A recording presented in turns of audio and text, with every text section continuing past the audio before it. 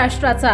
नमस्कार, मी सुद्धा संध्या लाईव्ह मध्ये आपल्या सगळ्यांचं स्वागत। निवडणूक आयोगाच्या आदेशानुसार महापालिका निवडणूक 15 जानेवारी 2026 रोजी होणार आहे। त्या पार्श्वभूमीवर प्रत्येक राजकीय पक्षाकडून बैठका तसेच इच्छुक उमेदवारांच्या मुलाखती घेतल्या जात आहेत। महायुती आणि महाविकास आघाडी किती जागा लढणार याबाबत राजकीय वर्तुळात चर्चा होते। दरम्यान गेल्या 2 दिवसात ठाकरे गटाकडून शहरातील 41 प्रभागांमधील तब्बल 336 इच्छुकांच्या मुलाखती घेण्यात आल्या। आदित्य शिरोडकर, संजय मोरे, गजानन हरकुडे, वसंत मोरे, रामभाऊ पारिक, प्रशांत बधे यांच्या उपस्थितीत मुलाखती पार पडल्या। याबाबत संजय मोरे यांनी माहिती दिली। इच्छुक उमेदवारांच्या मुलाखती या ठिकाणी संपन्न झाल्या। काल सकाळी 9:30 वाजता सुरू झालेला हा कार्यक्रम आज आता संध्याकाळी या ठिकाणी संपतोय। अजूनही ओघ आहेच की आम्ही फॉर्म भरला नाही, आमचा राहून गेला, गावी होतो, आमचा फॉर्म भरून घ्या, पण आता प्रक्रिया थांबवलेली आहे। फॉर्म भरायला सांगितल्यानंतर तुमचा विचार करण्यात येईल असं त्यांना सगळ्या आम्ही आश्वासन दिलेलं आहे। कुठेतरी थांबलं पाहिजे, नाही तर येतात माणसं येतातच, हे मुलाखत चालूच आहे, सिस्टीम आहे। वेळेत अर्ज भरायला सांगितले होते, वेळेत मुलाखती पार पडलेल्या आहेत।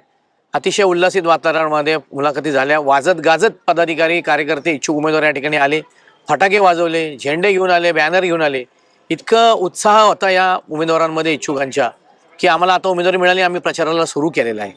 ऑलरेडी सगळ्या इच्छुकांनी प्रचार सुरू केला आहे, जनसंपर्क वाढला आहे, जनतेमध्ये पण उत्साह आहे। शिवसेनेला आता संधी दिली पाहिजे। शिवसेना चांगलं काम करते। ज्या सत्ताधाऱ्यांना आम्ही निवडून दिलं त्यांनी आमचा भ्रमनिरास केला आहे, ही जनतेची भावना आहे। कारण मी पण एक इच्छुक उमेदवार आहे, मी फिरताना मला कळतंय की जनता काय म्हणते। उद्यामध्ये हा जागा वाटपाचा जो काही चर्चेचा विषय आहे तो मार्गी लागेल। जास्तीत जास्त जागा पदरात पाडून घेण्याचा आमचा मानस आहे। महाविकास आघाडी म्हणून आम्ही पुढे जाणार आहोत, पण प्रत्येक पक्षाचा असा एक मानस असतो की माझ्या पक्षाच्या जास्तीत जास्त उमेदवारांना कशी जागा मला काढून देता येईल किंवा घेता येईल, हा प्रयत्न माझा असेल।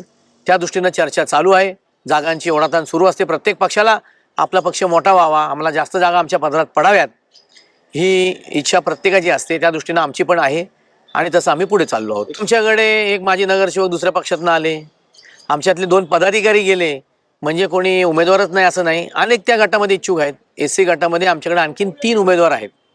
ते एक प्रबळ इच्छुक होते, त्यांना असं काय वाटलं की भाजपमध्ये गेले की अगदी धुतल्या तांदळासारखा होतो आणि निवडून येतो। हे असं का निर्माण व्हायला लागले? कशाचं हे द्योतक आहे की भाजपमध्ये गेले की निवडून येतो?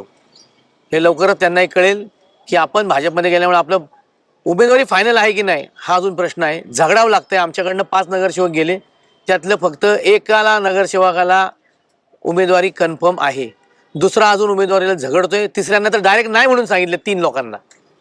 म्हणजे विद्यमान नगरसेवकांची तिकीट आमच्याकडनं गेलेल्यांची कापली गेली। मग गेले कशासाठी?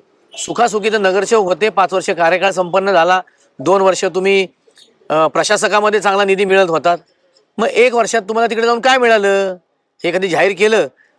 उमेदवारीसाठी झगडावं लागतंय। इथं जी मानानं सन्मानानं उमेदवारी मिळाली, निवडून आलात, आता तिथे गेल्यावर काय होतंय? परत आमच्याकडे येऊ मागतायत। आता नाही, जागा नाही, सीट लढवण्याकरता आमच्याकडे अनेक लोक इच्छुक आहेत, ते आम्ही आमच्या इच्छुकांना, निष्ठावंतांनाच देणार।